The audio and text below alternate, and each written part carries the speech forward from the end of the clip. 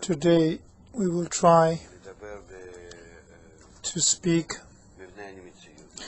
about the structure of reality in general from the very beginning, which is actually the whole topic of the wisdom of Kabbalah. This ancient wisdom comes to us from people who had attained the spiritual nature through attributes and tools and methods that they developed. What they attained, what they felt, what they understood of the structure of reality in its depth, this is what they convey to us.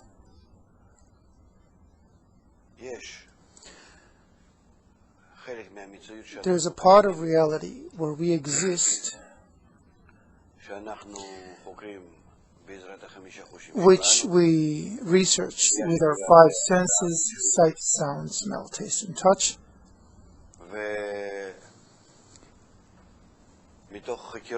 And through our research, we open up, develop our worldly or mundane teachings, the natural sciences. And there's another part of reality which is concealed, meaning that we do not feel in our five senses. We can research it if we develop an additional sense, new attributes.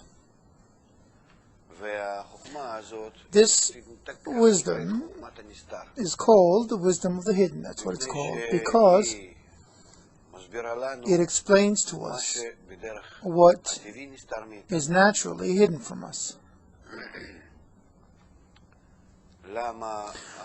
Why is reality partly revealed and partly concealed? Because what we find, we always find according to equivalence of attributes. There are attributes within us that we find what's around us to the extent that they exist, but we lack attributes that if we develop them, we will discover the same attributes in forms that are outside us. For example, if my senses, like sound and sight, are built in such a way that I perceive some power or frequency of waves,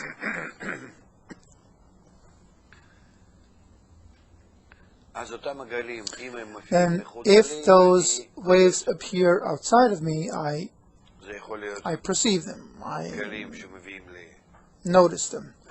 These waves might create a sensation of scent in me if they encounter the scent nerves, or in the eye, or in the ear, etc. These are all waves, but to the extent that my inner physical mechanism can perceive them according to the law of equivalence of form,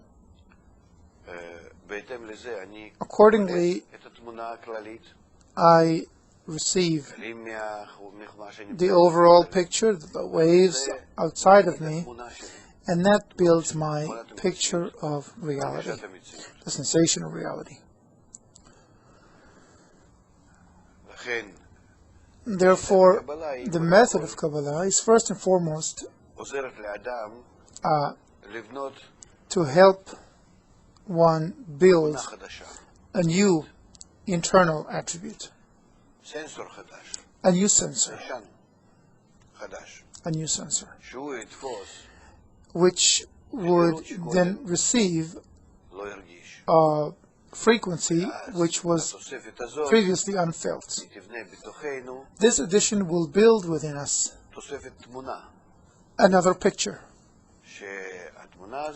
and this picture will be called the upper world. Why the upper world? because we will find that in that part of reality that was concealed from us, and through the inner change in us, now we find that that part in us that was now added to our picture of the world. In it, all the forces that are later on to be felt in our natural senses are born in all the many ways. It'll appear to us as something that is prepared above our natural senses, and afterwards, from there, these forces will come down to my senses and render the picture of a new world and the flow of time. Hence, this upper reality is called upper reality because it precedes what I will feel in my natural senses. Kabbalists are therefore called Kabbalists because they have an ability to receive, lekabel, this picture of reality, which precedes the natural picture of reality that we all perceive in our natural senses. And by finding this upper rudimentary reality, we can also, through researching it, understand where that reality in itself, this upper reality, comes from. And then we come to a special force, a collective force, including all the incidents in the upper world and in this world, which we call Creator. Why? Because we find that it is the first. It procreated the upper reality, the lower reality, the still, the vegetative, the animate, and the speaking in this entire reality, this overall reality. It monitors, guides, dominates every little detail with one force and with one thought and one purpose. That's what Kabbalists find through their study of the upper reality.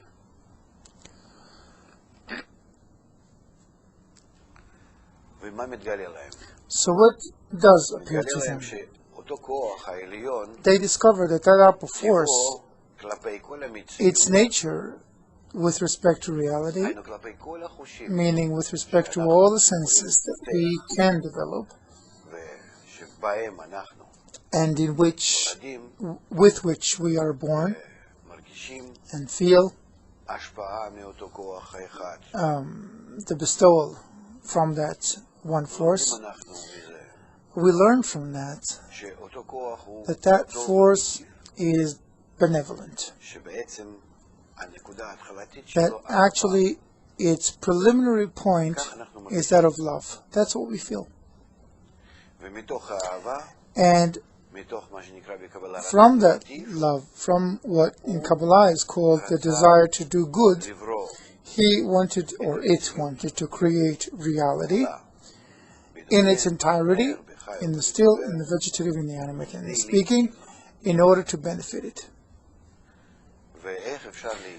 How can it benefit? Because this upper force, this force is unlimited, whole, and its love is its desire to bestow, to do good, comes not out of a want, but out of love, out of bestowal, out of abundance that is felt in its completeness. Hence, it wants to bring the creatures to that state, which in itself is in. In other words, to bring the creature to the same wholeness. But what does it mean to bring the creature, meaning someone outside of him, to his completeness? There seems to be a contradiction in terms here. If the Creator, this upper force, is in a perfect state, how can there be anyone else in that perfect state too?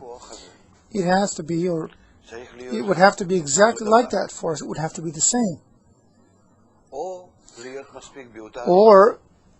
is it enough to have the same property? Here we run into the first terms of Kabbalah. What does it mean to be like someone else?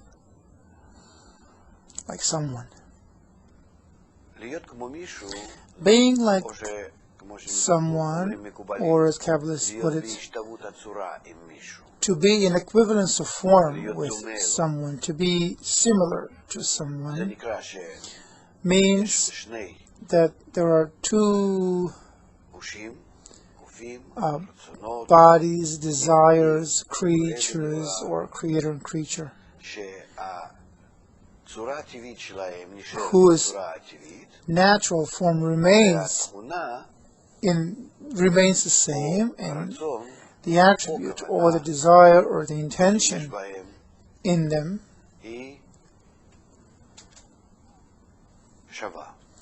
is the same. If the Creator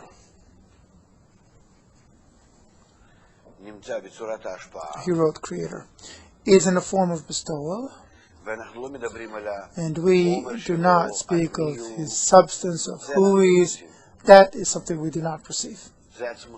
That's his essence, and we have no foundation to speak of it, because all we perceive is what comes from him to us, and what comes to us from him is the form of bestowal. Good, abundance, that's what we feel. His attributes toward us is bestowal. And if we, regardless of our nature, of what nature we're made of, if we, the creature, reach the same measure of bestowal that exists in the Creator toward him, then we will be in equivalence of form with him. What is a form? An outer, an exterior attribute, a desire, an intention. And then we'll be like him, equal. He and we. Why? Because his giving to us is the only thing that I understand and feel and perceive. That's, for me, is his nature. And it is enough for me to reach the same kind of expression toward him. And then we equalize. Creature equals Creator. This is the purpose of creation from the perspective of the Creator, to create the creatures and to bring them to a state of being like him, because his state is wholeness. Rav wrote whole. And he created us in such a way that we crave that wholeness, and our sensation of not having that wholeness is called want or lack or deficit, chisaron in Hebrew. In our nature, there's an unending drive to reach the wholeness, the completeness of the Creator, which stems from his thoughts of us, which is called the thought of creation, to do good to his creations.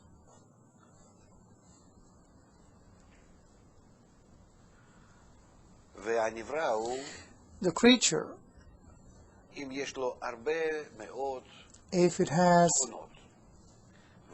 it's got many, many attributes, and in all of them it has to come, it has to bring them to a form of bestowal. So here we can understand how there is an equivalence of form, a partial equivalence of form, and a complete equivalence of form. If, for example, within the creature, there's a part of the creature which is in attributes of bestowal compared to the Creator, and a part is not in bestowal, then to the extent that a part is in bestowal, to that extent they are close to one another, the creature and the Creator.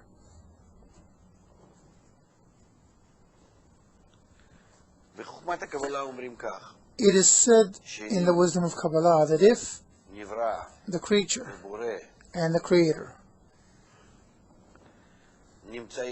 are in a state where the creature is entirely not in the state of bestowal like the Creator, then they are as far away as possible from one another. Like the east from the west, like two things, there is no greater oppositeness and no greater distance than that. If the Creator and the creature are in a state where one attribute of the creature becomes like the Creator, then to that extent the creature touches the Creator. If several parts of the creature become similar to the Creator, to that extent the creature and the Creator are connected.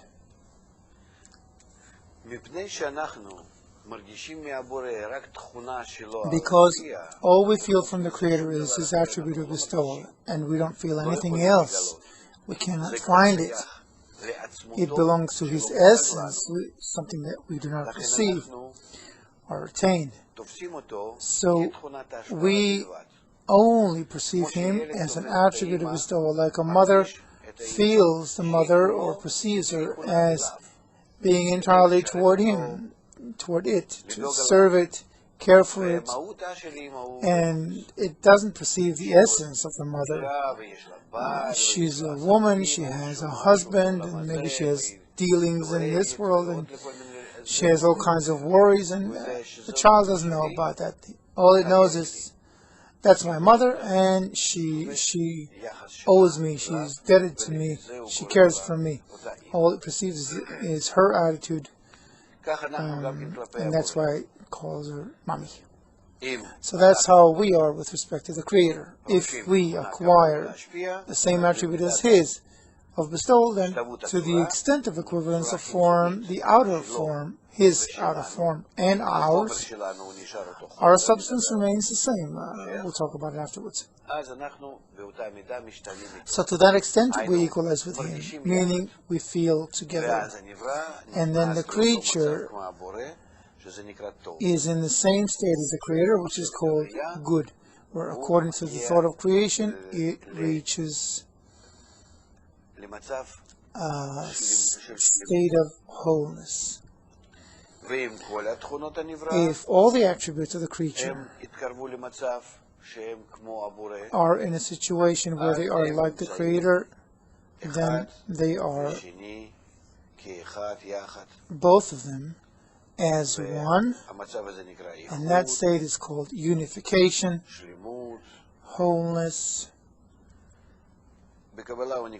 In Kabbalah, it is also called Gmar Tikkun, the end of correction, where the creature corrected all its desires to match the Creator. It's also called Dvekut, adhesion, because they are adhered together like two identical things with identical properties. And that state is in fact the the goal, the purpose of creation from the perspective of the Creator, and the purpose of evolution from the perspective of nature, of the creature. That's what Kabbalists tell us. And the Creator, whom we divide to His essence, and then the Creator with respect to us, who creates us through the attribute of bestowal, and thinks of us that we should be similar to Him. It gives us, it makes us, influences after the birth to become similar to Him. And His thought about us is called the thought of creation.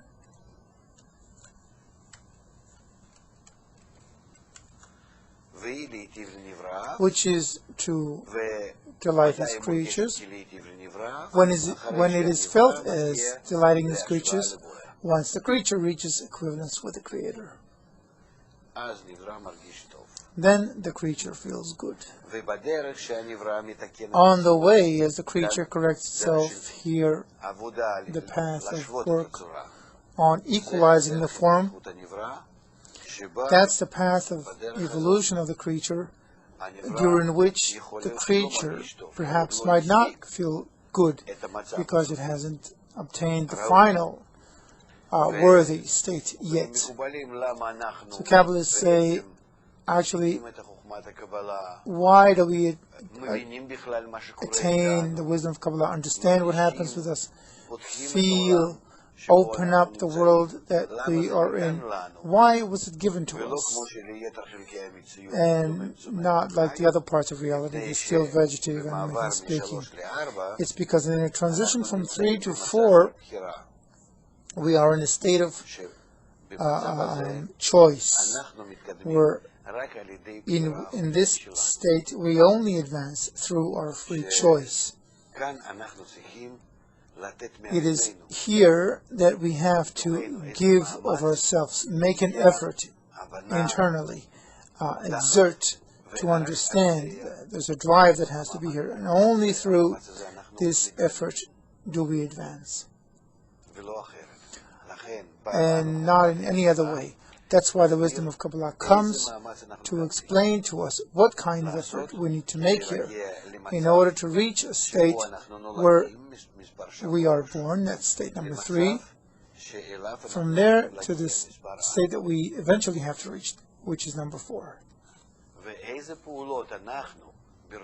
And what actions in our desire, in our consciousness, do we have to make on ourselves in order to come from the oppositeness of form, where the Creator is yes and we do not, does bestow and we do not bestow, to the state of completeness, of matikun, and of correction and unification and dvekut or adhesion.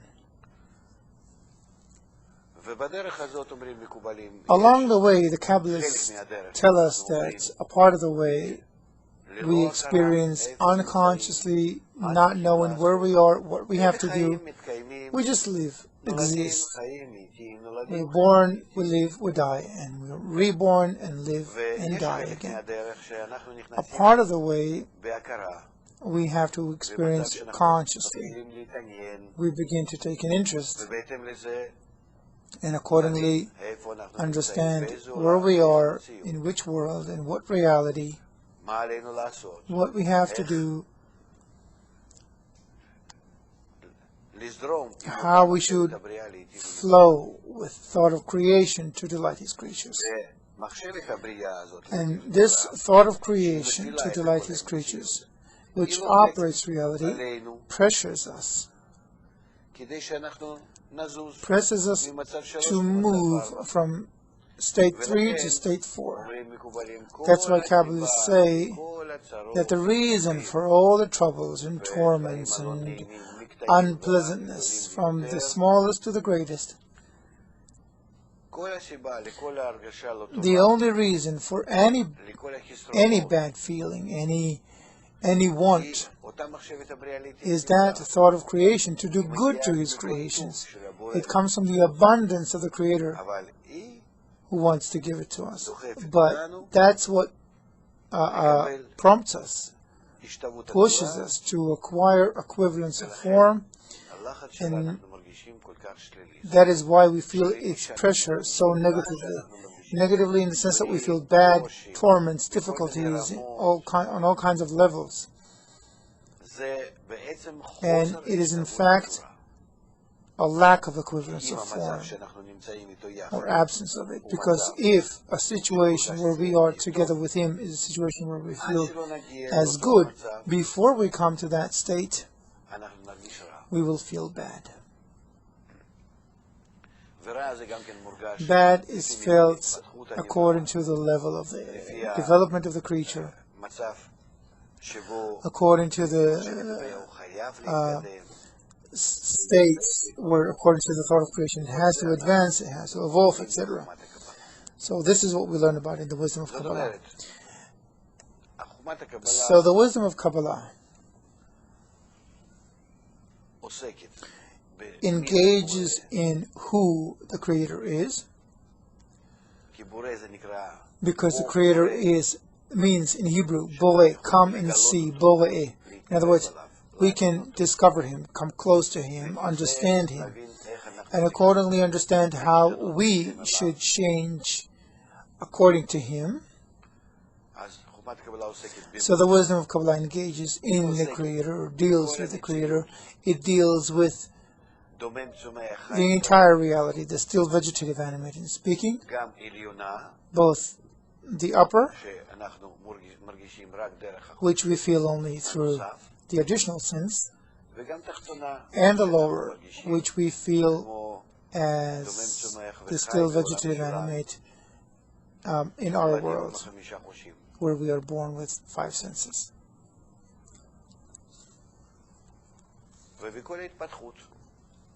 And throughout the evolution, why we evolve, how, by what, in what forms, why is the world built in this and that way, what are the forms of evolution of each and every one of them, meaning each and every soul, each and every person, each element in reality. Why is reality built specifically this way, and what are the interconnections between all parts of reality? For all in all, we, as creatures, the highest, the most conclusive in reality, have to bring the entire reality to that same state of unification, wholeness, Gmar Tikkun, and Dvekut, adhesion, at the end of correction. And as we've said here, our way starts from being completely distant from the Creator until we come to complete equivalence of form with the Creator, according to the exterior attribute as He gives it to us and is felt by us and opens up to us and is perceived by us. Accordingly, we have to correct ourselves and on the outside be that way toward Him.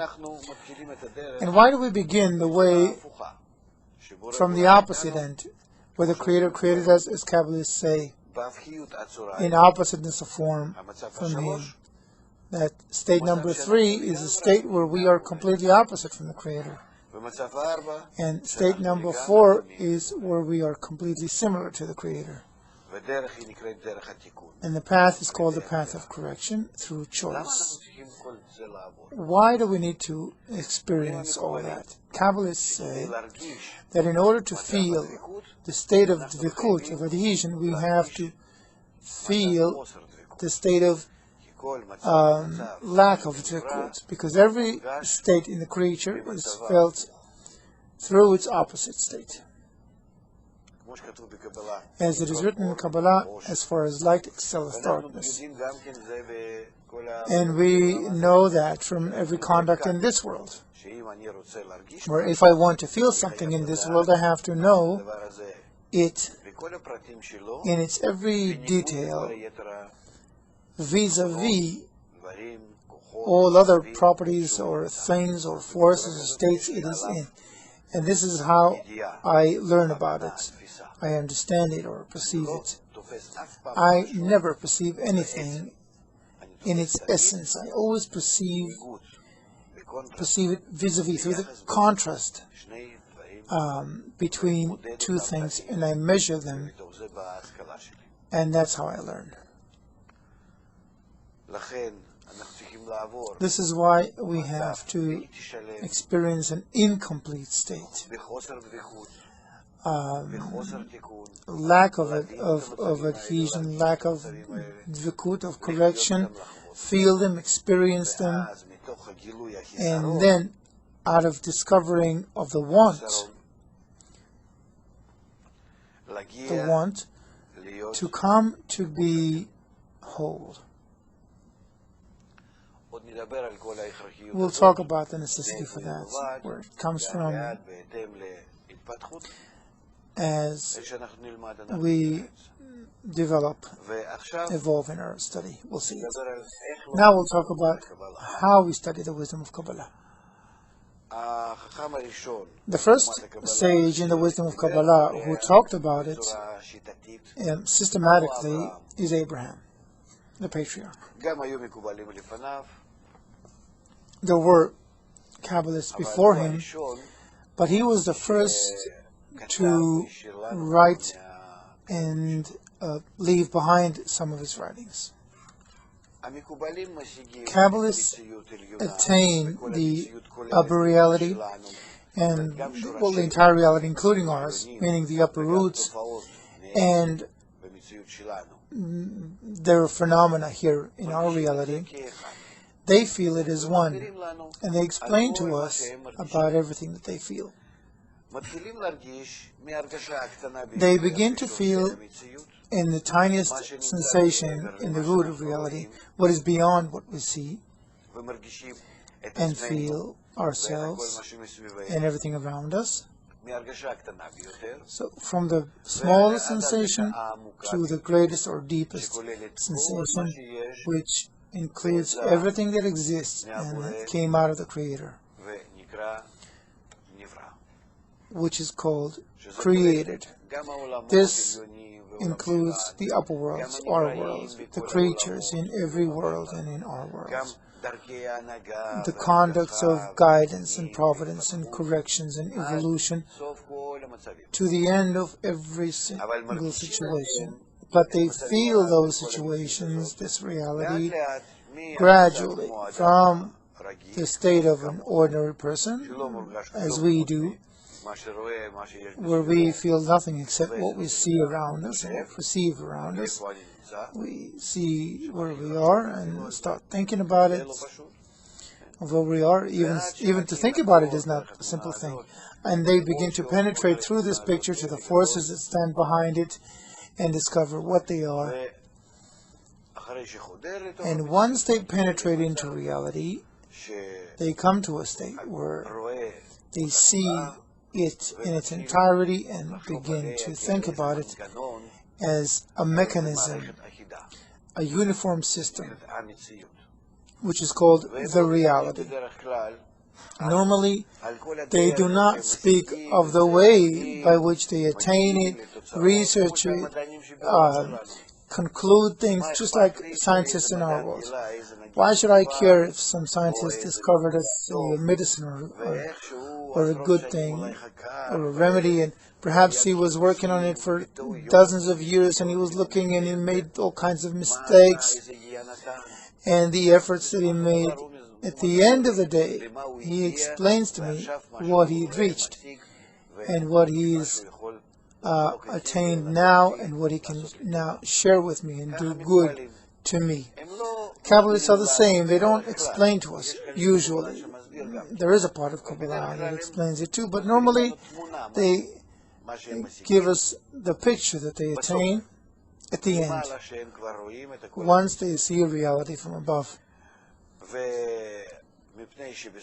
And because in the end they come to a state where they know the Creator, the attribute of bestowal, Him, So they begin their story about this adventure, this trail of discovering reality, not from below upward, not from how they started and how they evolved and came to this overall conclusive vision.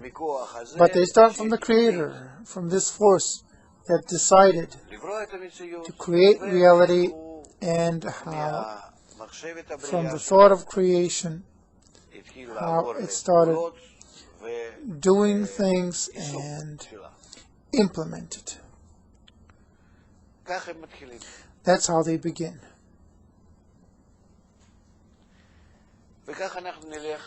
And that's how we will learn, as it is written in the Ari's Tree of Life.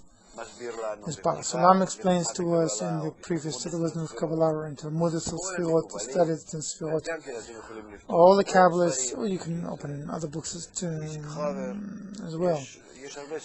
There are many books. And actually, all of them, if they speak systematically, they begin from the Creator. Because if we study our roots, how creation started, with what desire, what intention, yes. The end of the act begins with a preliminary thought, where the final shape exists to begin with as the goal, and this final shape determines what happens every step of the way. If we know the beginning well, it'll help us understand our whole life in every incident and not err, and use every situation along with the thought of creation and look at it from the perspective of the Creator, and thus advance correctly and come out of the situations from a state of lack to a state of wholeness, a good state. So let's begin from the thought of creation.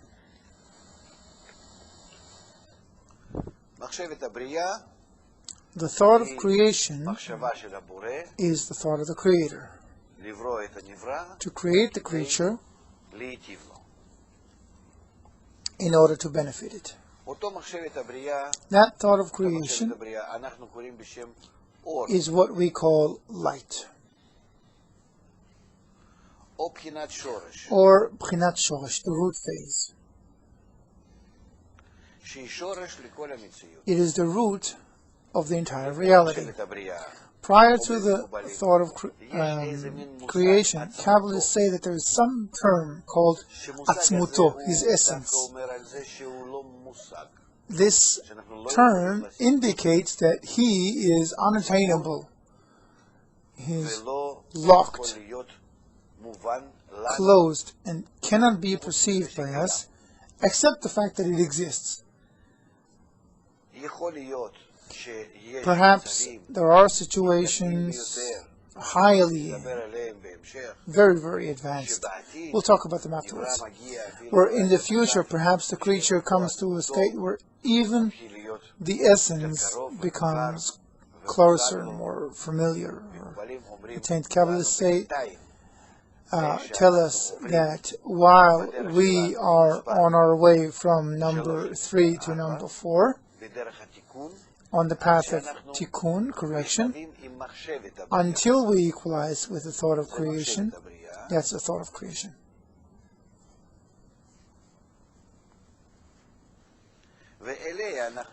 And that's what we have to equalize with, not above it. So the goal is to equalize in form with it. And we do not speak of more than that. This is actually the goal. The light, the thought of creation, to do good to its creations, creates something called a desire to enjoy, to receive, a want. It's called Bchina Aleph, phase 1. Why? Because if the light, the Creator, wants someone to enjoy, it has to create something that will want to take pleasure in him. So that phase 1, or Bchina Aleph, is called a desire for pleasure or a want.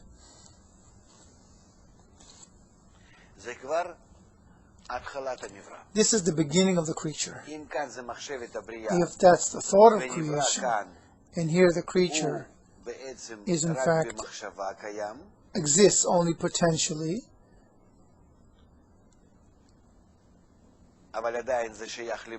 but it is still a part of the Creator. B'chinat Shoresh, the root phase. So B'china Aleph, phase 1, is already a creature. It's not a developed creature yet, because its desire came from the Creator. It doesn't feel that it wants in itself, that it wants to take pleasure in the light, that it wants to cling to it, that it lacks something. That want is, well, let's call it a still want.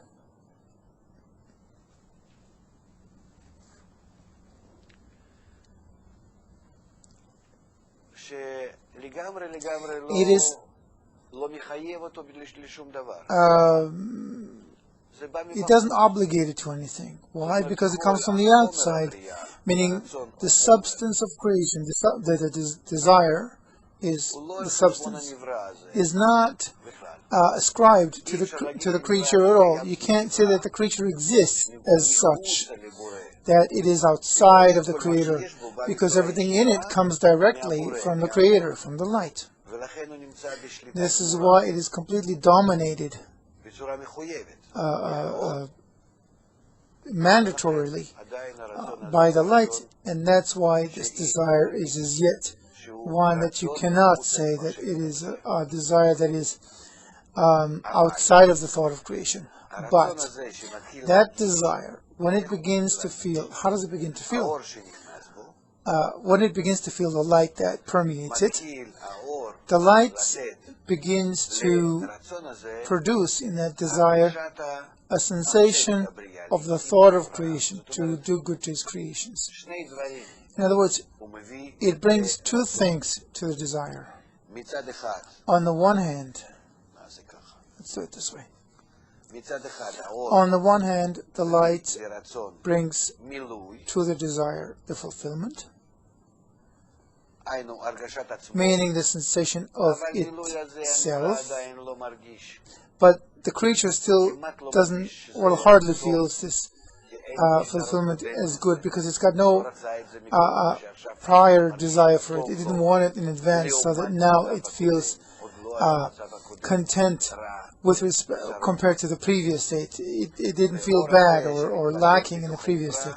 So this creature, light that expands in the creature, brings the creature, besides the sensation of good, also the sensation of the giver, that there's a Creator who is the giver, and he brings you the good.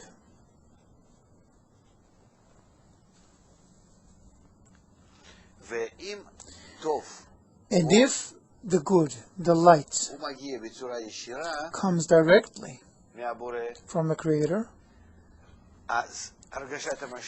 then the sensation of the giver comes to the Bchina Aleph, to the first phase, indirectly. It comes clothed within the light. You can draw it this way. A light comes, and within the light there is the sensation of the Creator. It's as if I receive a present from someone, and I can see only the present. But when I see it, I see that it is very much for me. how suitable it is for me, how good it is to me. So I begin, because of that, to find that He knows me, that He wanted to do good to me. He loves me, He understands me. He is all for me. So from within the present, I begin to perceive the giver of the present. Not Him, but His attitude to me, toward me. He loves me, He understands me. He wants to benefit me, and this is what He did. So the first act in creation is already the attainment of the Creator.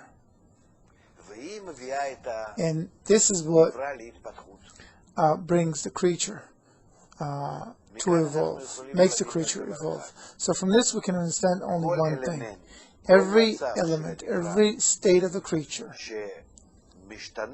that changes during its evolution is a greater attainment of the Creator. Even in our world, even in our state, where we do not know where we are, and where we are evolving to, still, every single development means greater and greater closeness, nearing to the attainment of the Creator, which stems from the first act here at the very beginning of creation. So what is Bchina Aleph, the first phase? It's a mere desire to enjoy, which is called the substance or the matter. And this Bchina Aleph contains within it two parts. The first part is the sensation of the present, and the second part in it is the sensation of the giver of the present. The difference between those two parts is that the first part is a state, and the second part is the attainment of the reason for the state.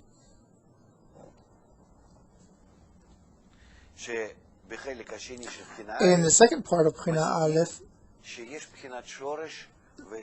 what is attained is that there is Bchinat Shoresh, the root phase, which thus procreated Bchina Aleph. And that creates the evolution, where Bchina Aleph, that begins to discern two parts within it, sees in these two parts which is the preferable part. Of course, it is the second, because in it, it discerns a higher, more noble attribute than in the first part. It feels that the progenitor, the first part, so it wants to be like it. You see, the first desire in the creature that comes from within the creature is a desire to be like the Creator, to equalize in form. Here, the thought of creation is actually implemented. Here, it was in potential at the end of Bchina Aleph. But Bchina Bet, the second phase, wants to begin with, to resemble Bchinat Shoresh, the root phase, to resemble the face, the fact, to actually resemble it, meaning to be a giver, or the giver.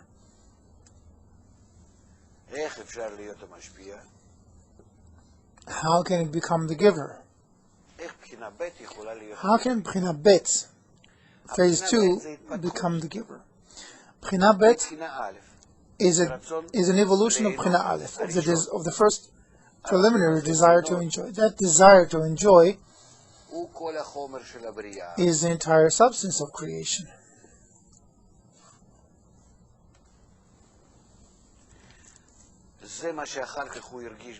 This is what afterwards felt the Creator within. The Creator felt within afterwards is an addition. And its subsequent desire to be like the Creator is an addition to that. To what? To the substance of creation that the Creator had created. The desire, the lack, the want. Meaning every want, every evolution, every addition on top of that substance, which is called the primordial substance, the preliminary substance, comes from the recognition of the Creator, from a desire to evolve and to be like the Creator.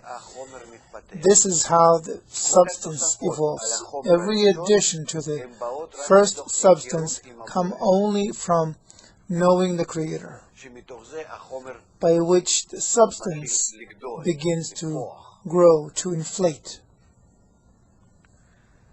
So in B'china Bet too, which is completely opposite to B'china Aleph, it wants to bestow, and B'china Aleph wanted to receive.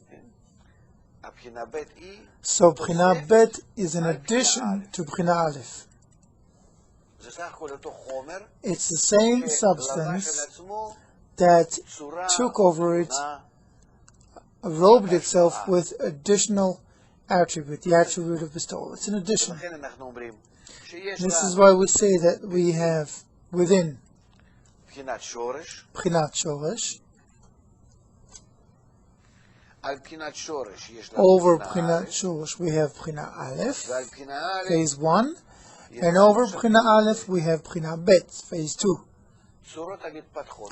The evolving or accumulating forms.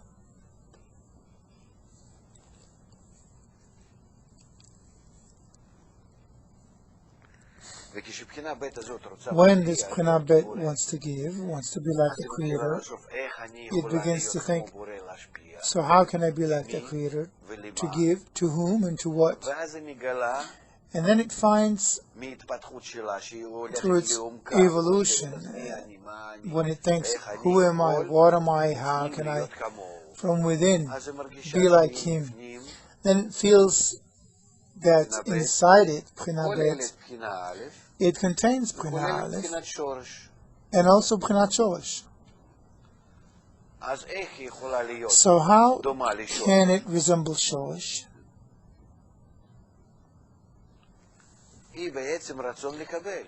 In fact, it is a will to receive. The will to receive can only receive. Now that it wants to give, it might want to give, but it can't, like the Creator. The Creator is the giver himself, but what can the creature give? So then it begins to understand that because the Creator loves me, because of the thought of creation, to do good to me, I can use that thought. If I receive, because He wants to give to me, because He wants to delight me, to please me, meaning out of the desire to bestow, in the second part of B'china Bet, there comes a thought, the thought of bestowal upon the Creator. How? By receiving, by receiving light from the Creator, and that's what He's going to do. He receives light from the Creator, just like in B'china Aleph,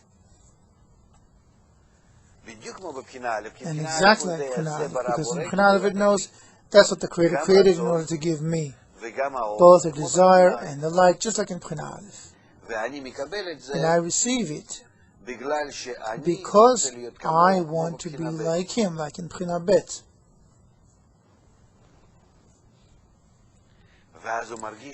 And then it feels that by that it is exactly like the Creator, de facto.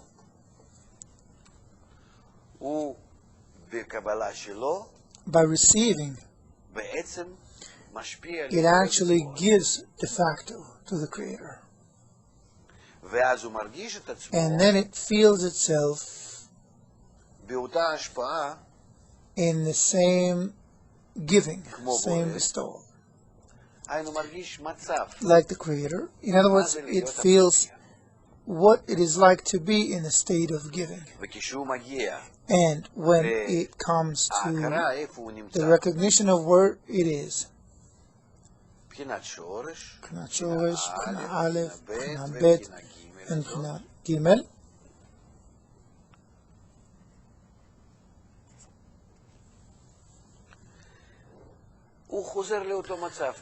So it goes back to the same state.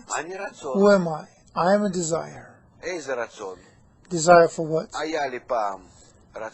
I once had a desire to receive, which is my nature. Afterwards, I had an additional desire to bestow. It's an addition.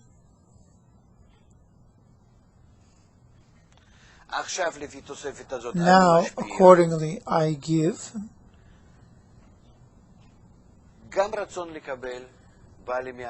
The will to receive also comes to me from the Creator, and the will to bestow comes from the sensation of the Creator. What I did overall thus far came directly from the Creator. Where actually I was only activated. That's how it's called in the wisdom of Kabbalah.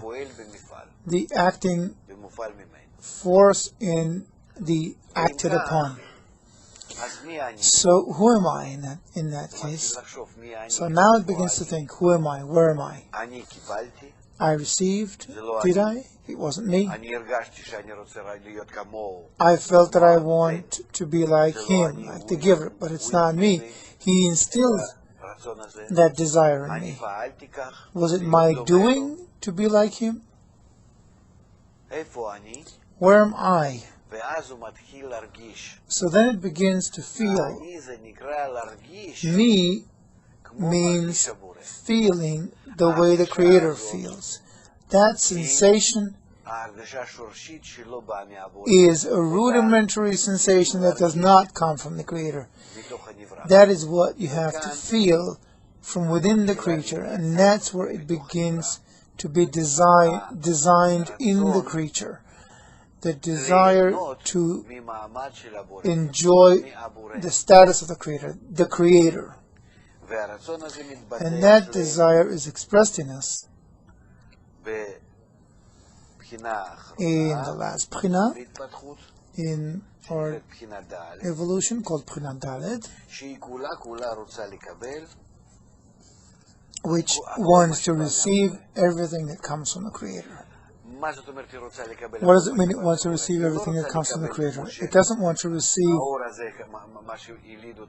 like that created it, that came from the Creator in B'china Aleph. It wants to enjoy from the state that it now discovered. It now discovered what it means to be like the Creator.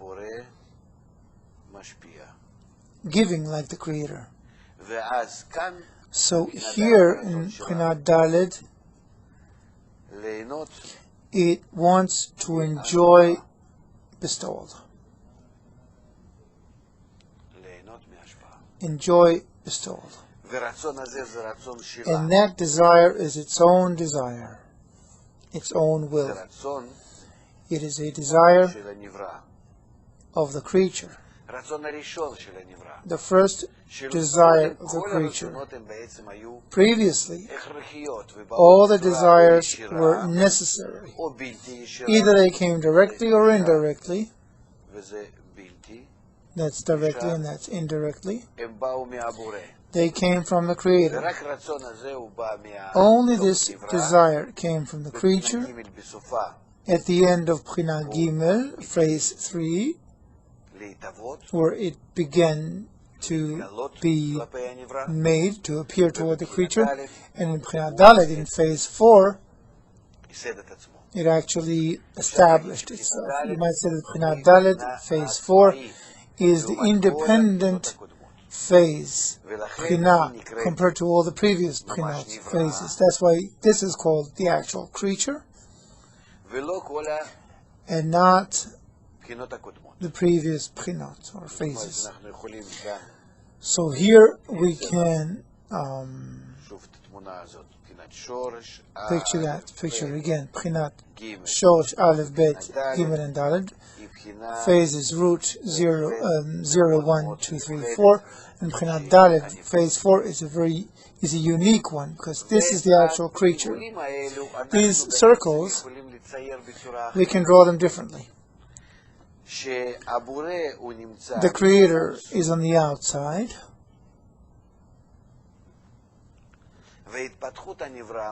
and the evolution of the creature comes from without inwardly. This is the outermost Bchinah, that's Bchinat Shoresh, the root phase, and the last Bchinah that we'll have here is Bchinat Daled, phase 4. Kabbalists picture the evolution of these 4 Bchinot in this way, although you can do it either way.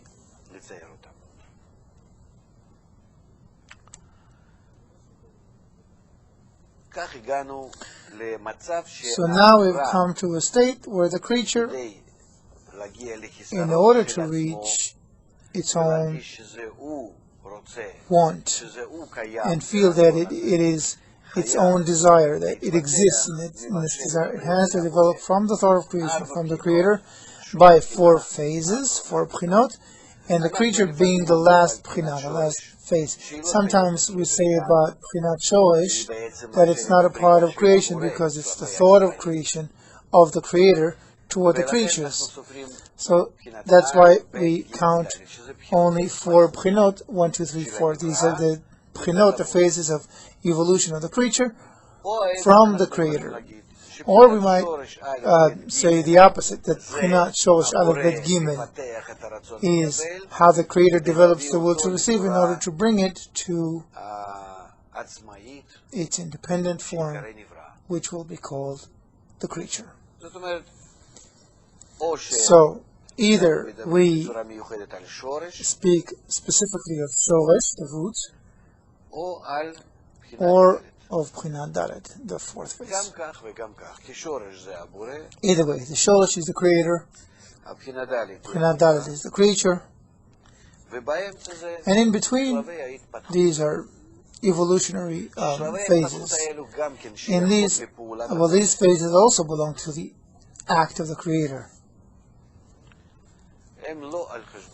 They're not ascribed to the creature, but the creature that wants to attain the creator attains its own evolutionary phases, how the creator procreated it and developed it, and finally comes to recognize the creator through the recognition of the actions of the creator. That's how he comes to know him. It's called by your actions we know you. This is how Kabbalists research reality and come to understand the creator. This Bchinat Daled enjoys 2 enjoys both fulfillments in it. One is actually the light that comes from the thought of creation. The other fulfillment comes from the status. It enjoys understanding what it means to be the creator. These 2 forms of fulfillment. And that fulfillment fulfills it entirely. The will to receive in it, the will to bestow in it, the desire to have the degree, to acquire the degree of the giver, to enjoy being the giver, the actual giver. That desire is actually not a desire to bestow, it's a desire to enjoy. It's a desire to receive. It is an evolution of that desire that exists in Bchinah Aleph, the desire to enjoy, but it came through its evolution to a state that it knows what it wants to enjoy. It wants to enjoy the status of the giver. Or let's put it this way. The child enjoys both what it receives from its mother and the fact that its mother gives it or cares for it. It doesn't just want to receive something, it wants its mother to serve it and feel it. Because the creature discovered who the Creator is, the giver, the love of the Creator for it, not the present, but the love, it wants to enjoy it. It's a much greater pleasure than the pleasure from the present itself. The gift itself can be felt on a very limited amount in P'china. You can't feel it more than that. Every additional pleasure comes from knowing the giver, from the one who gives me, meaning the sensation of the importance of the Creator. The greater I find that He is, the more important I discover that He is, more eternal, more complete. That gives me additional pleasure. That's why when the will to receive grew in P'china Dalet over the will to receive that was in P'china Aleph, is an additional recognition of the Creator. The recognition of the gap between the degree of the creature, P'china Aleph, and the degree of the Creator, P'china Shoresh.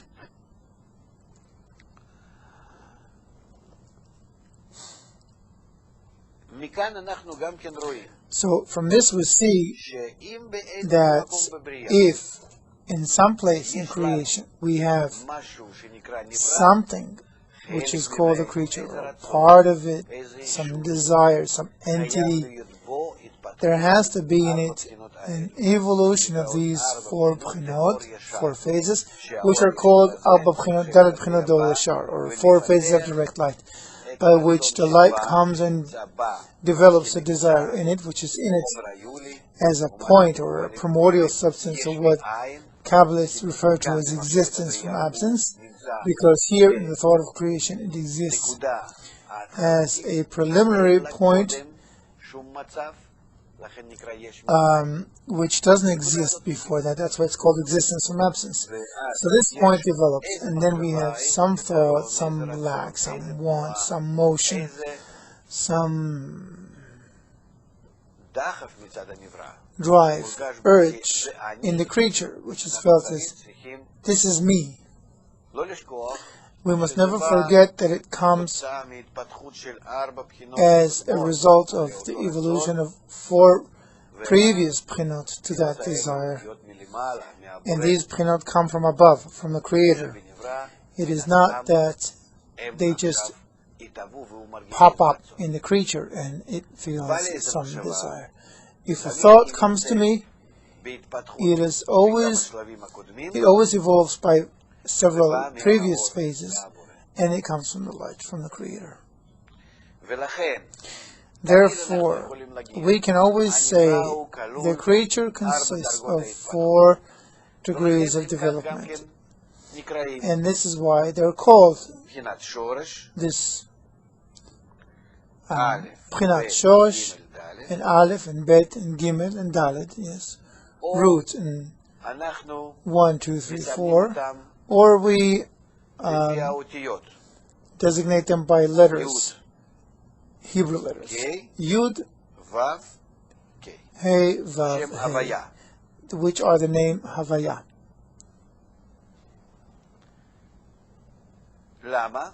Why? And there's a tip of the Yud. The Shoresh,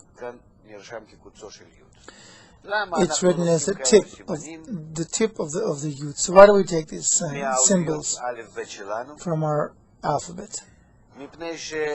Because afterwards, as we evolve more into reality, we'll see that the letter Yud tells us about the pleasure that fills up the kli, is felt within the first desire. The letter Hey is a letter that explains to us, that designates the attribute of bestowal. The letter Vav designates the action of bestowal in Bchina Gimel, after Bchina Bet. It's the evolution of bestowal in the last Hey. Why is it also designated by the Hey, Bchina Dalet, like Bina, like Bchina Bet? Because it comes to the same form as Bchina Bet, and in so doing it comes to equalize its form with the giver, with Bchina Shoresh, the tip of the Yud.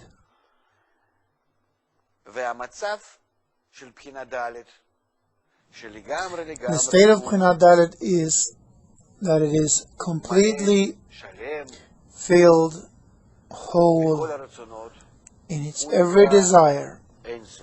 That state is called Ein Sof, infinity, or the world Ein Sof, the world infinity.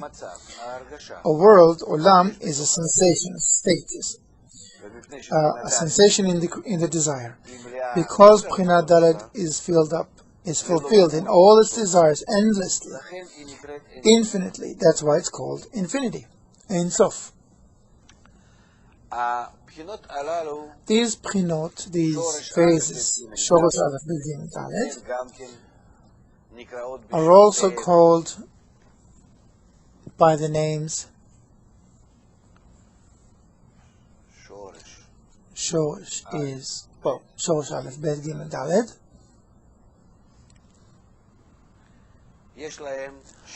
They have names. First of all, we'll write it as Havaya. That's the tip of the Yud. Yud, Hey, Vav, Hey. Instead of Hey, we say K, in order to not really emphasize these letters, which talk about forces, spiritual forces. So we'll say K instead of Hey. Now these Bchinot, he's writing Bchinot, or phases, and that's the Havaya, the Yud Kei Vav Kei. So they have names too, called Sfirot. Sfira, the singular for Sfirot, comes from the word sapir, sapphire, illuminating. A desire that has light in it shines with the light that fulfills it. So these Sfirot, or these discernments, are called Keter, Chokhmah, Bina, Zeranpin, and Malchut.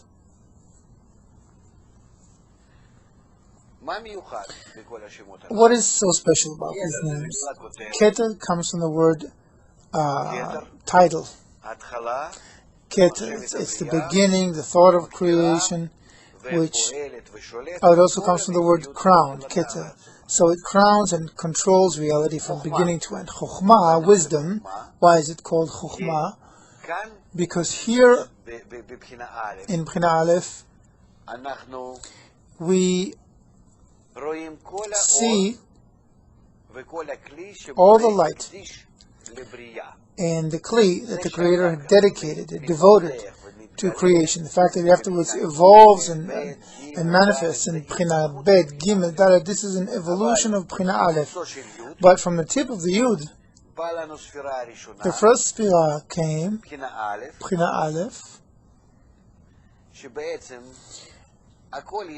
which actually contains everything, but it is it's undeveloped as yet, but it's got the entire kli and light that came from Bchina Shoresh. You might say, yes, but afterwards in Bchina Bet, we feel who the Creator is, what His attribute is. The kli begins to want to be like it, and even be like it de facto. It's all true. These things exist in potential in Bchina Aleph. Bchina Aleph is everything that comes from the Creator to creation. So that state is called Chokhmah, wisdom. There are many names. It's called Koachma, force. There are many names and interpretations to this word, but that's what the special thing about it. Bina. Bina comes from the word Havana, understanding. where the creature feels and understands, begins to understand who did all that, what his nature is, and what he wants. It's the first time that the appearance of the thought of creation happens. That's in Bina. That's why it wants to give. It wants to, because it begins to understand the Creator. If we too want to reach the attribute of bestowal, it will be only possible to the extent that we understand what the attribute of bestowal is, and how great it is, how much greater it is than our will to receive, which is like Prinat Chokhmah, like the will to receive in Chokhmah. Afterwards is Prinat Zeir Anpin. Zeir Anpin means small face. Zeir, small. Panim, Anpin, face, small face. Face means the luminescence of Chokhmah, of wisdom, what comes from the Creator, what the Creator represents, yes, his benefits. Why is it a small face? Because it's the effort of the creature to be like the Creator. That's what is called small face. It's like a child who wants to be like his father. He does the same thing like his father.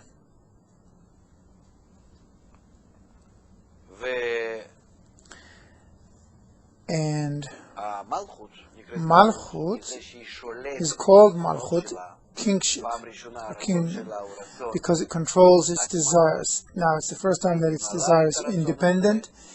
It fulfills it and feels it. It, or she actually in Hebrew, is the beneficiary, enjoying both the present and the giver of the present. So all in all, we see that we have 5 pchinot, or 5 sfirot. There are situations where we feel that we have not 5 but 10 sfirot. Why?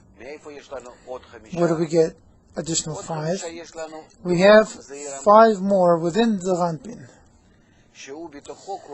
which contains special discernments within. They are called Chesed, Gvura, Tiferet, Netzach, and Hod, and Yisod.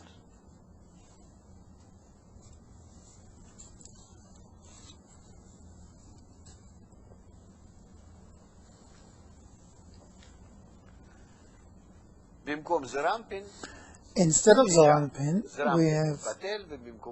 we cancel Zeir Anpin, and instead of it, we say there's 6 that are in it.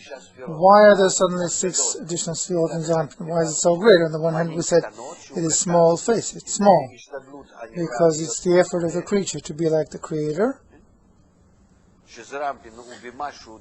When Zeir Anpin is somewhat like Keter, Keter gives to the lower pchinot, and Zeir Anpin wants in its action to give like Keter, from below upward toward the Creator. So that exertion, that effort to give to the Creator, is expressed in Zeir Anpin, where Chesed in it is like Keter, Gvura in it corresponds to Chokhmah, Tiferet to Bina. It has to consist of them in order to build this system vis-a-vis the Creator. So we have Keter, Chokhmah, Bina. Netzach is the actual act of Bina, it's Zeir Anpin itself. Hod is the Malchut, the desire of Zeir Anpin to do this act in itself.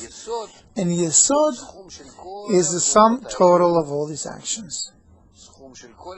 The sum total of all these actions. Chesed, Gvura, Tiferet, Netzach, Hod, the 5 pchinot, like the 5 general pchinot, in its act toward the Creator. So internally, although Zeir Anpin is small, it contains these 5 parts, and this is how it performs the act of bestowal. from it toward the Creator. And once it discovers this bestowal, it discovers what great pleasure it is to be a giver, what opens up to me. And then it wants to enjoy the status, and this is called Malchut B'chinat Dalet. And these desires that exist in all these B'chinot are impressed by the fulfillment in them, and that fulfillment is called light. Which light exists in them? In Keter itself, that's the light itself. We don't know what this light is. It's light that comes from the Creator. In Chokhmah we have light that is called light of Chokhmah, light of wisdom.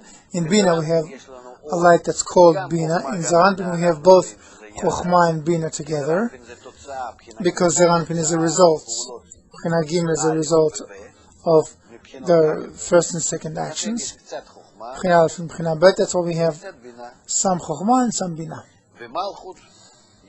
And Malchut has everything, well, takes everything to enjoy by itself, so even Bina becomes Chokhmah. It really wants to enjoy completely.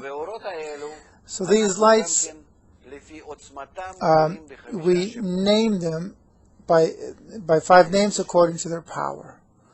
Nefesh, Ruach, Neshama, Chaya, Yechida.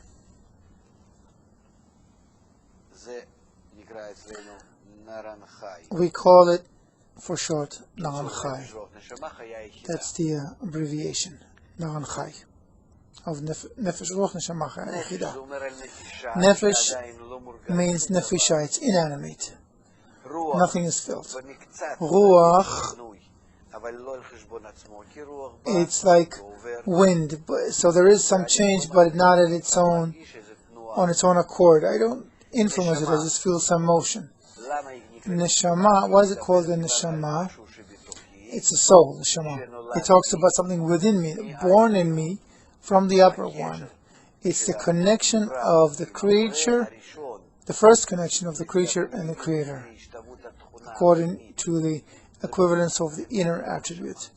That's in Bina, that's why it's called Neshama. Chaya, life, means that's when the creature begins to act on its own, to move on its own. And Yechida, it's the unification. It's when it perceives and feels who the Creator is and wants to either take pleasure in His status, or, as we'll see afterwards, wants to unite with Him. These names contain many, many situations. It's not just one state in one world, one incident, but these names are used along the entire wisdom of Kabbalah, and they give us conclusive overall discernments about everything that happens with these B'chinot, Aleph, Shorosh, Aleph, Bet, Gimel, Dalet, and their evolution.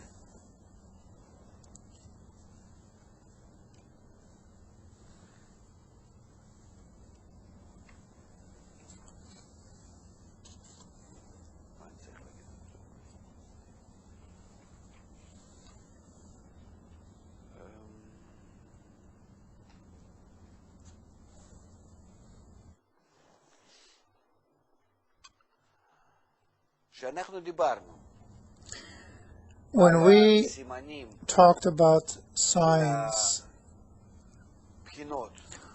of B'chinot, Yud, K, Vav, K, we talked about how in every B'chinah there's something different from the other, and that's why we use a different symbol. But what is the difference between the B'chinot? It's in the desire in them. But if the desire is different, then the fulfillment is different too. Because the fulfillment depends on the desire. straight light, direct light comes from the Creator. Building B'chinat Shorosh Aleph Bet Gimel Dalet. And these B'chinot evolve, and according to their desires, they all feel, each and every B'china feels a different fulfillment from that light. So you might say that the light that comes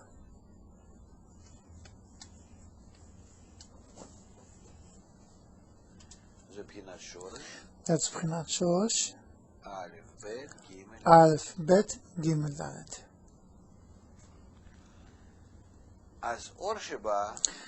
So the light that comes is abstract light. It's just light. Or it's called the revolving light or straight light. But that's when it builds the B'chinot. But then when it builds the B'chinot, in each and every B'china, we have a specific light, or Chokhmah in B'chinat Chokhmah, light of Bina in B'chinat Bina, and Chokhmah and Bina in B'chinat Gimel, and then actual Chokhmah, the great Chokhmah in B'chinat Dalet. All in all, because we have only two primary attributes, the kli, which is the will to receive, a kli is a vessel, or a desire.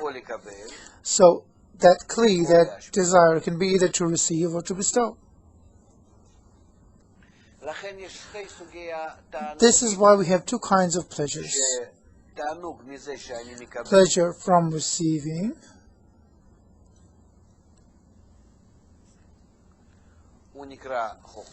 which is called Chokhmah,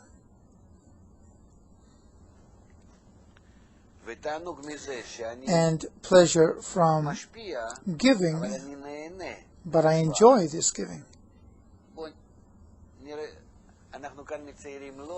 Here, we're not drawing the pleasure that expands in the kli, but its action, so to speak, the direction of the act of bestowal. This is called O Chasadim, light of Chasadim. O means light. So the kli, the vessel, the pleasure that it feels from receiving is called O Chokhmah, light of wisdom. When the kli gives, its giving is done by receiving in order to induce a sensation of pleasure in the giver. So within that kli, that pleasure is called O Chasadim, light of mercy. How does Malchut, or how does B'chinat Gimel, or B'chinat Bet, in all these B'chinot Bet Gimel and Dalet, there is a sensation of the giver, and the sensation of the giving of the giver, the sensation of their own receiving, and the sensation of the act, their own act. But how can the kli give? We said that the kli cannot give. It can only either receive, like in B'china Aleph, or not receive, but want to give, as in B'china Bet. B'china Bet wants to give, it doesn't actually give. How can it give? In order to give, it has to receive, as in B'china Aleph, with the intention of doing it in order to cause pleasure to the giver. This is why we say that in B'china Gimel we have both light of Chokhmah and light of Bina. So the act of giving on the part of the kli and the part of the creature is in receiving, that's the act. But the act is also accompanied by an intention. So all in all, the act of reception with the intention of bestowal is called bestowal. This is what the creature can give, because to begin with, the creature is a will to enjoy, to receive, to absorb, to fulfill itself, only that. Therefore, when in B'china Dalet the creature receives entirely according to the will to bestow and will to receive that it felt, this B'china Dalet is then called Malchut, kingship, dominating, wanting to receive all the situations that appeared before it and wanting to take pleasure in them infinitely. That's why it's called infinite world. Olam Ein Sof. Olam means a state of Ein Sof, no limitation in the reception of pleasure and enjoyment and abundance. What we learned today is called Dalet B'chinot Dor Yashar, the 4 phases of direct light.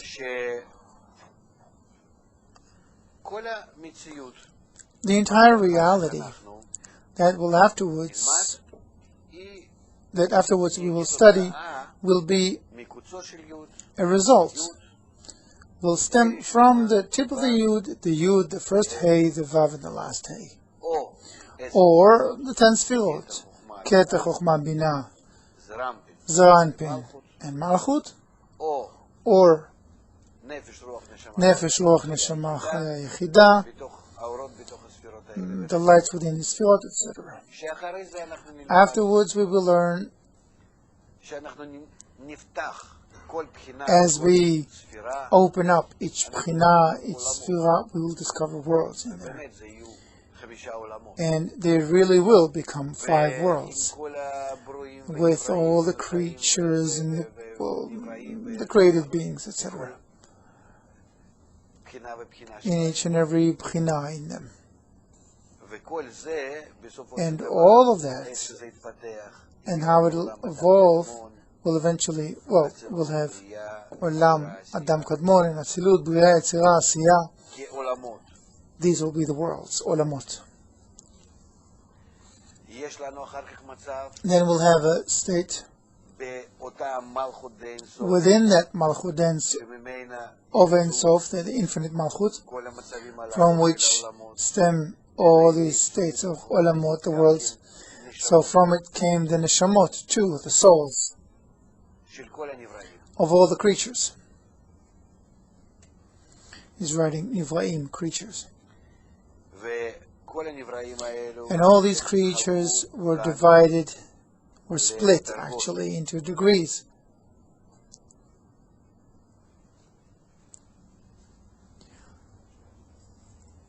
Of still vegetative, animate, and the root, still vegetative, animate, and human. Only the human must correct itself into equivalence of form,